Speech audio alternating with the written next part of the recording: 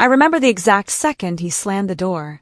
We were 20 feet apart in the kitchen, the fluorescent light humming above our heads. My brother, Jonah, looked like he was done with me, his face a hard line, eyes cold. "You're dead to me," he said, like it was a ceremony. I felt the words like a punch. My hands were full of dishes. Soap slid down my wrists. I dropped a plate, and it shattered across the linoleum. He didn't flinch. He walked out without turning back. The door hit the frame with a final click. My chest hurt more than the plate did. I stood there, stunned, listening to the echo of his footsteps fade. We had always fought, teased, and patched things up. But that line, dead to me, cut deeper. It wasn't just anger. It was an exile. I could feel years of shared secrets and small mercies crumbling. I wanted to shout, to run after him, to chase his shadow down the street and beg him to stay. Instead, I knelt on the floor among shards and salt, counting the pieces, counting how many times I had loved him. I didn't know then that dead would get a very strange reply. I didn't know his next phone call would change everything. But in that bright, ugly kitchen, grief smelled like lemon soap and broken clay. The next morning, my phone buzzed on the counter. The name on the screen made me freeze, Jonah. I almost didn't pick up. When I did, his voice was thin, small, different from the control he'd shown the night before. "Ivy," he said. Not angry. Not whole. There was a hospital background hum I couldn't place.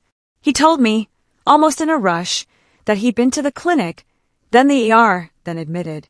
He kept apologizing like he believed apologies were currency. I drove over faster than I thought I could. The city blurred by, lights smeared into streaks.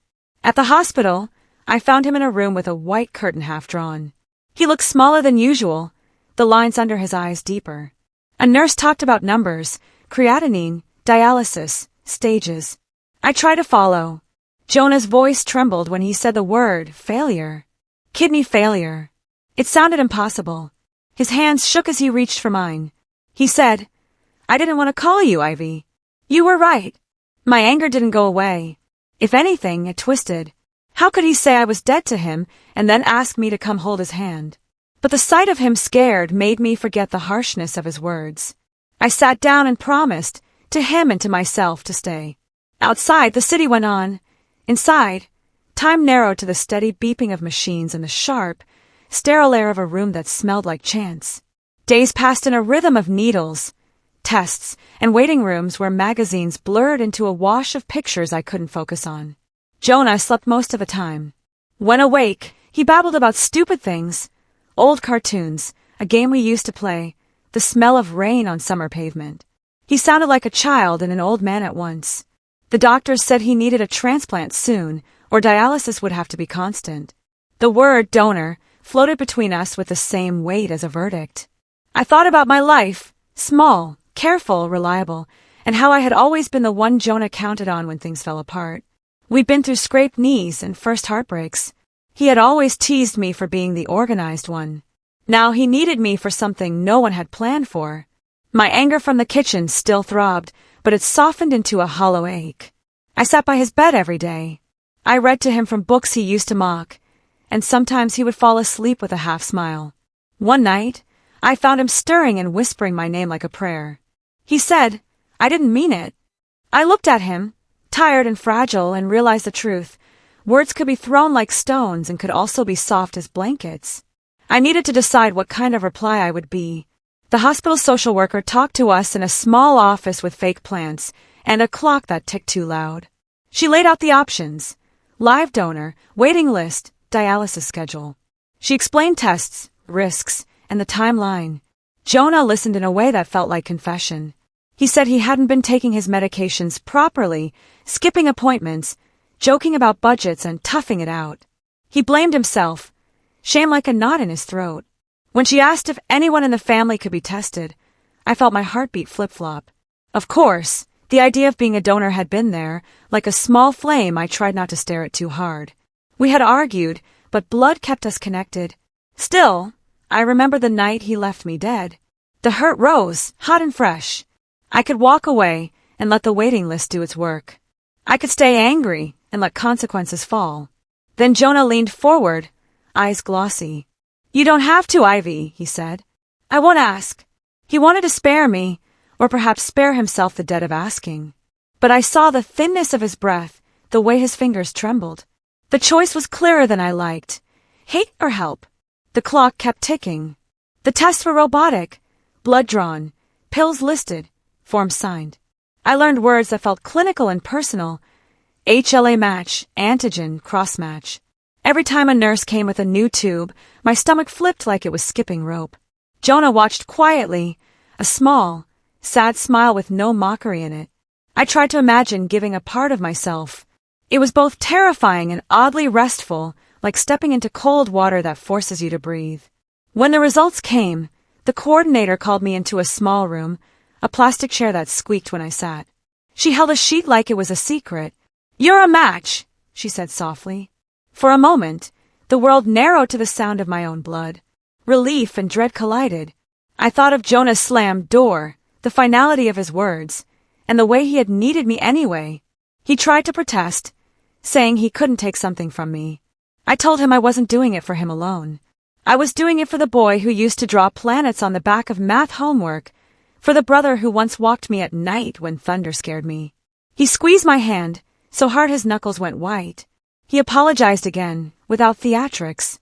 The apology was simpler now, no grand speeches, just small, honest grief. I told him he could be alive to apologize properly. The surgery date hovered like a mountain on the calendar. Friends and family sent messages, some surprised, some relieved. My mom hugged me like I was both brave and foolish. My heart kept wobbling under the weight of everything. Sleep became a luxury. I pictured the hospital morning. White sheets, masked faces, the sterile hush. I pictured Jonah waking on the other side of the line like a different person. The day before surgery, Jonah and I walked the neighborhood at dusk. The world smelled of cut grass and diesel. We sat on the curb where we used to trade secrets as kids. He reached into his pocket and pulled out an old photograph. Us at 8. Messy hair, gummy smiles. "Remember when you promised to always pick me up?" he asked. "I did." He said, "I'm sorry I said you were dead to me. It was cruel. I was scared then." I wanted to press him to explain more, to ask why he pushed me away, but the sunset seemed to smooth everything. We talked about stupid things, favorite cereal, which tree had the best climbing branches. Laughter came like a brief, bright strike. That night, I packed a bag with both fear and desire, to help, to see if mending could be as real as breaking. Surgery, morning arrived like a cold breath. Nurses moved with practiced kindness. A doctor explained risks, his voice even. A technician wheeled me into the operating room, and the lights were too bright, like suns. I lay back and thought of Jonah's hands, of the plate on the kitchen floor. I wanted to be brave enough for both of us. When they put me under, I imagined stepping across a thin bridge. I woke in a recovery room with a dull ache and the smell of antiseptic. My throat was sore, my face puffy. The sheet felt heavy. A nurse smiled, a small human thing, and told me the surgery went well. I could barely move, but relief flooded me like hot water. It was strange to feel so grateful through the fog of pain.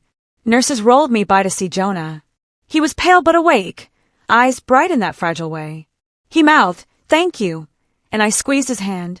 He could barely speak, but his eyes were steady. In that dim corridor between pain and sleep, forgiveness didn't feel like a ceremony. It felt like a slow, necessary breath. Outside, life passed by unaware. Inside, two people lay healing, their history stitched into the soft hum of machines. Recovery was awkward and slow, like learning to walk on a limb you didn't know belonged to you. I had small victories, a shower without fainting, a walk to the cafeteria. Jonah's recovery was its own beast, different bruises, different warnings. We traded tips, shared jokes about hospital food, and argued about who had it worse. The nurses said we were recovering beautifully, using words that made the fear recede. As days stretched, small truths surfaced. Jonah admitted he'd been avoiding doctors because he thought he was invincible, too proud to admit pain. He said he had lashed out the night of the kitchen because he was ashamed of being weak. The anger had been a shield. I realized his cruelty on that night had been covered in its own fear. One afternoon, a social worker asked if we wanted to tell our story for their donor awareness program. Jonah and I looked at each other and laughed, awkward, stunned laughter that felt like wind after rain. We said no, then thought again. The idea of our fight turned into something useful felt strange. Still, between coughs and quiet, I found new respect for him, his honesty, however late, and his willingness to be small in front of me. That made space for something like peace. Out on the street for the first time since surgery felt surreal. The world smelled louder, coffee exhaust the green of trees. My body was tender, like a bruise that a touch could remind you of.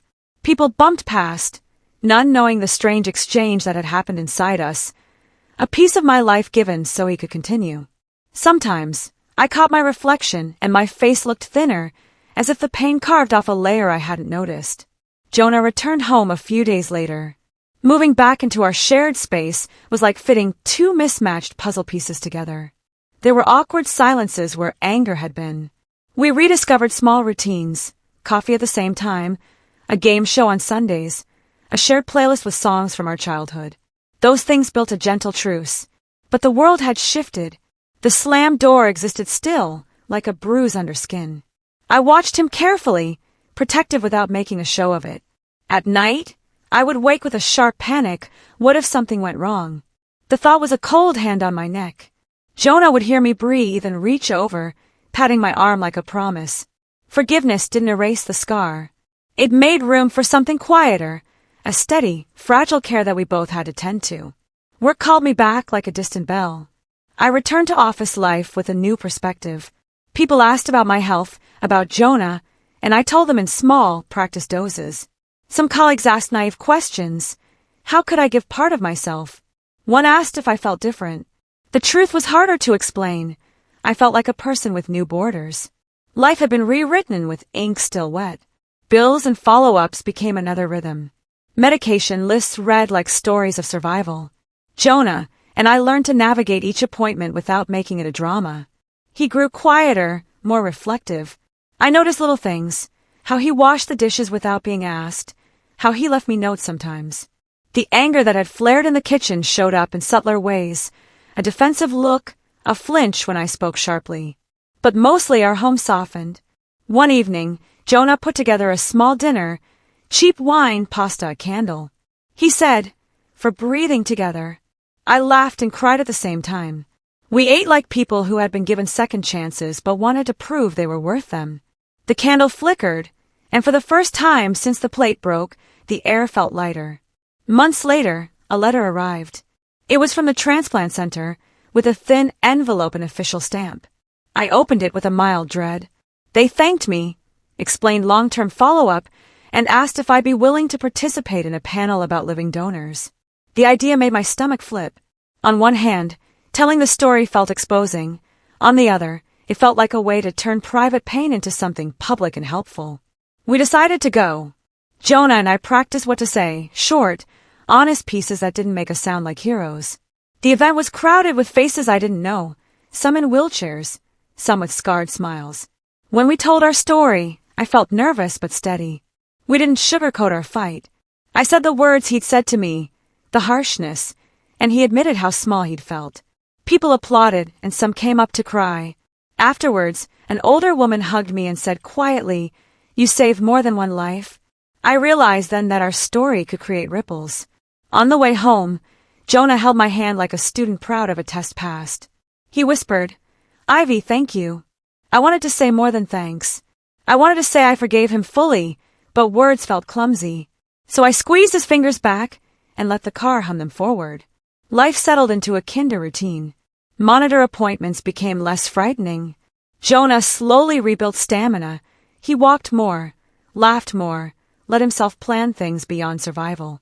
We went on a short trip to the lake, nothing fancy, just 2 chairs and a cooler. We watched the water, traded stories, and at one point, we both started laughing so hard a dog nearby barked in alarm. The simplicity of it, being present without drama, felt precious. But beneath the surface, old habits stirred. Jonah still flinched at criticism. I still measured my words. One night, as we argued over a small thing, whose turn it was to pick up milk, old resentment flared. For a terrifying second, the kitchen felt like it had months ago, sharp and dangerous. We both froze. Then he stepped back, breathing hard, eyes wet. I don't want to lose you again, he said, voice raw. That admission shifted something.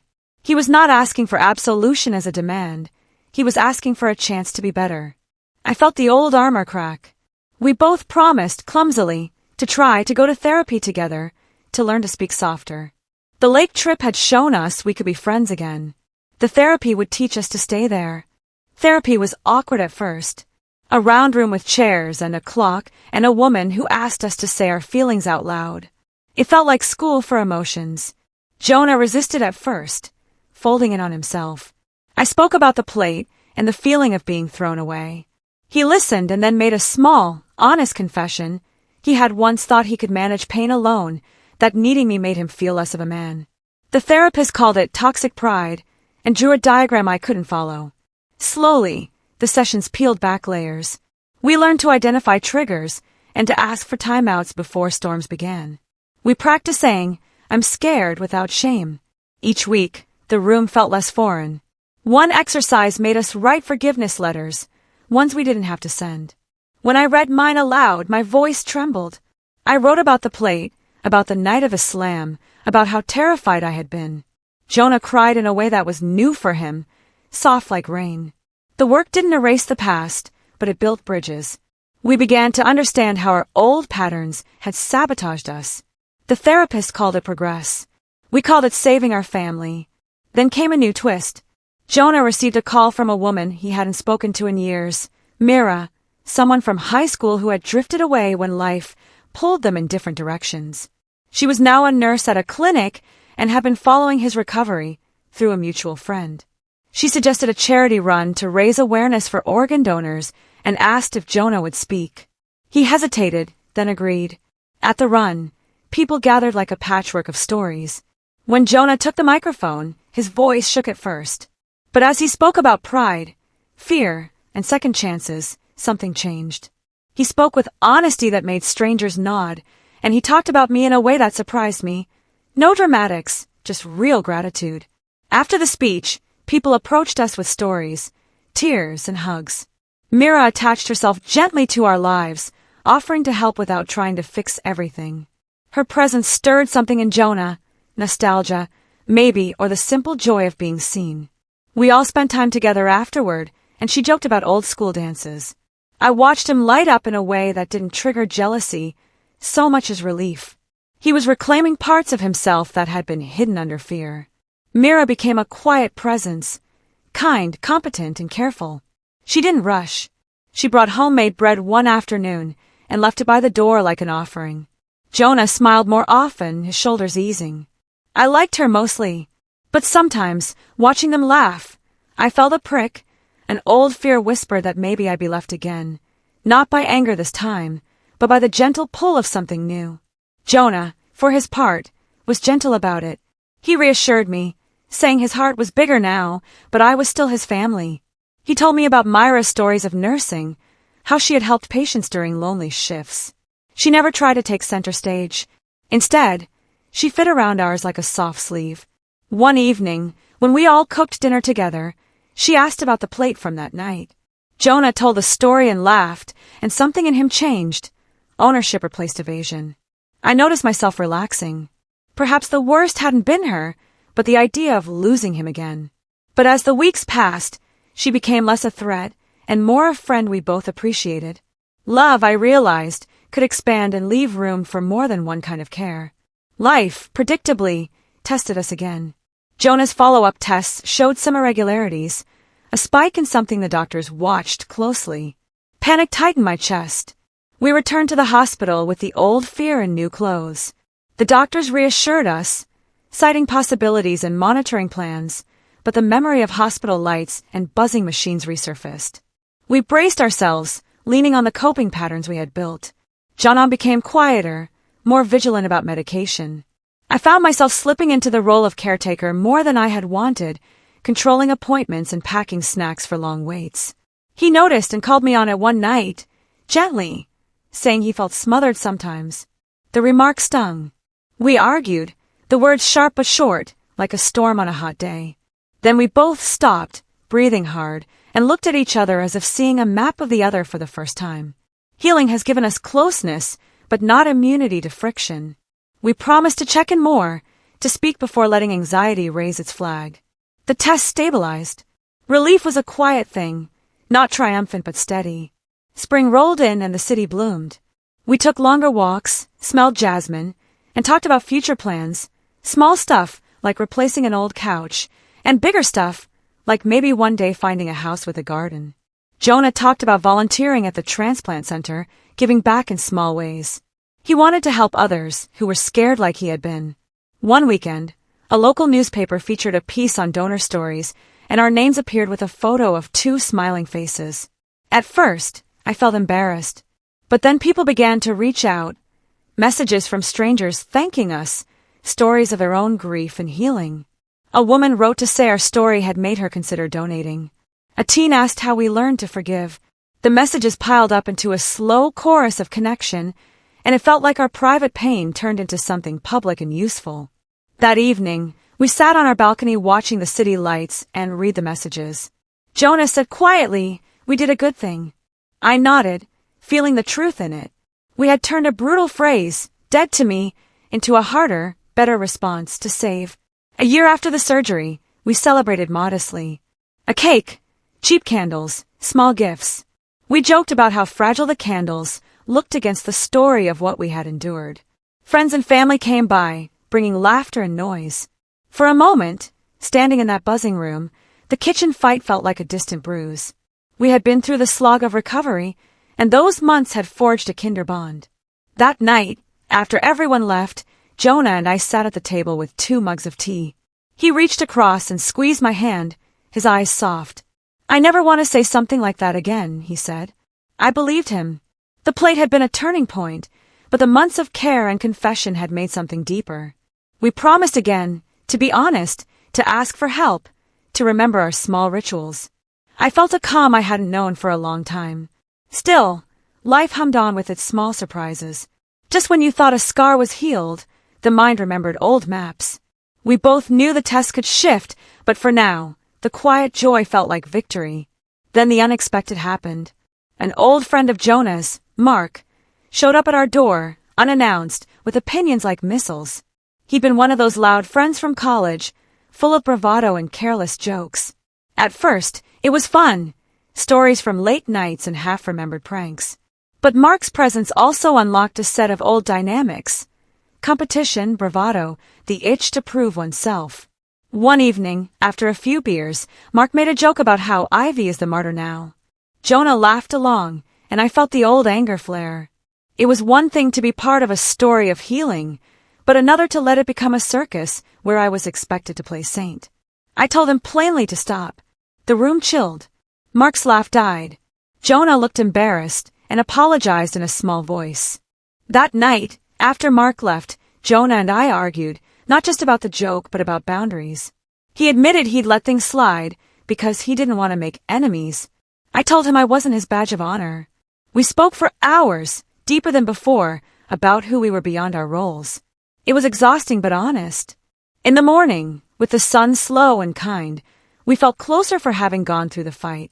The months that followed had their rhythm, work, checkups, friends, small arguments.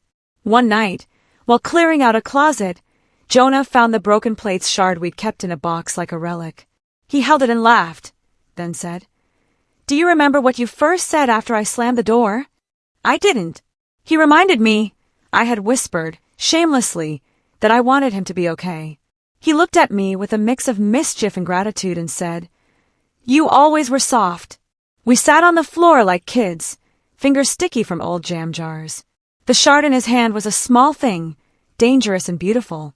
We decided to make something from it. A memory turned art. We glued it into a simple frame and placed it on the mantel as a quiet reminder of how fragile we had been and how we had chosen each other anyway. It wasn't dramatic. It was practical and honest. That night I slept easy. For the first time in a long while, the past didn't clamp down on my chest. It felt like we had finally learned how to hold wounds without letting them define us. But life, stubborn as it is, had another lesson. Jonah's work pressure increased. Late nights, more stress, less care. Stress is a patient predator. One night, he missed a dose of medication after a long shift. The next morning his energy dipped and an anxious thought rose, a memory of the past hospital stays. We went back to the clinic, tests running like a bad dream. The doctors were firm but not alarmist. A missed dose had risks, they said, but not doom. Still, the old panic took root. I wanted to fix everything. I wanted to order his days like a neat schedule. He resisted. "I'm not a patient," he said, almost angrily. That resistance stung. I felt torn between wanting to protect him and wanting to respect his independence. We agreed on compromise, alarms for meds, check-ins, and a policy of calling before a missed dose became a pattern. It felt sensible, grown-up. We both hated the idea of sliding back into fear. We practiced trust like a muscle, awkward and clumsy but honest. A new day dawned with something unexpected. Jonah received a message from a woman he had helped on a volunteer shift. She had navigated the transplant list, and he had coached her through appointments. She wrote to say she'd recently received a kidney and wanted to thank the people who had inspired her. Jonah's eyes filled. He printed the message and put it on the fridge like a medal. That evening, we hosted a small dinner for friends where stories became the main dish. People laughed and cried about small victories, jobs found, kitchens cleaned, nights survived. The woman Jonah had helped came by and hugged him like a sister. She said his willingness to be honest had saved her from shame. Hearing that, Jonah looked at me with a kind of quiet pride that felt different from the old boastfulness. It was earned. I realized then that our story had extended further than either of us thought. The plate on the floor had been a moment of cruelty and rescue, but the real gift was how our small choices echoed outward, helping others find courage. Winter crept in, and with it, a mellow calm. We sat with thick sweaters, hands wrapped around mugs, watching snow like slow confetti. In those quiet hours, Jonah and I grew more conversational about the future. He spoke about saving, about maybe returning to school, about fixing the back fence. I spoke about traveling somewhere neither of us had ever been, perhaps a place with warm beaches and loud markets. One night, he surprised me with a small box. Inside was a keychain with a tiny plate charm, a tongue-in-cheek nod to our broken plate. He laughed as I rolled my eyes. "A reminder," he said. I slid it on my keys like a charm and felt the weight of its story. Not every day had grand gestures. Some were about steady breaths and shared coffee. We were not perfect. Old words still existed in the back of our mouths, but we had learned to use them better. We had trained ourselves to stop, to speak, to listen. The past had carved us but not defined us. We were learning how to be gentle people who had survived something loud and now spoke softly. Then, life offered a final twist that felt like closure. Jonah's checkups continued clean. The doctor's thumbs up felt quiet and powerful. One sunny afternoon, while we gardened in our small backyard, plotting a future tomato patch, he stopped and asked me something simple and blunt. "Will you come with me to look at houses next month?" It was a question loaded with trust, with plans. I said yes before thinking. We visited tiny houses and big apartments, and each space presented a new possibility. We joked about living room curtains and bathroom tiles. At one showing, a small kitchen caught our eyes. A shallow sink, cheap laminate, light spilling in like a promise. We stood there, imagining our life with less noise and more plant pots. We both grinned, imagining a dinner table free of slams and full of plates that wouldn't fall. The search was hopeful, not frantic. We had been through an ordeal and came out on the other side, tempered but flexible. The idea of choosing a home together felt like a seal on everything we had rebuilt. Years from that kitchen where a plate shattered, I sit at a table in a house that smells of basil. On the mantel is the framed shard we saved, a tiny piece of history that reminds us of brokenness and care. Jonah calls out from the backyard. He found a tomato, and I laugh, the sound easy. Our lives are ordinary and miraculous in small increments. Shared coffee, appointments kept, laughter spilled over burnt toast. The phrase dead to me still exists in memory, but it's a cautionary fossil, not a living thing. We learned the hard way that anger can be loud, but also that repair is steady and quieter. Jonah and I have scars and jokes and habits that would have surprised our younger selves. We volunteer, we talk, and sometimes we argue about milk. But mostly we listen. I think of the people who reached us after our story, those who found courage to change. I think of the woman with a new kidney who hugged Jonah, saying he saved her spirit. If there is a revenge in this story, it is not cruelty. It is the quiet act of giving life when you could have given nothing. It is making room for someone who called you dead and answering with a steady, stubborn heart. Actually, not dead at all. If you enjoyed the story, please subscribe to my YouTube channel and tap the bell to get notified the moment we drop a new story. And don't forget to like the video to help others find it.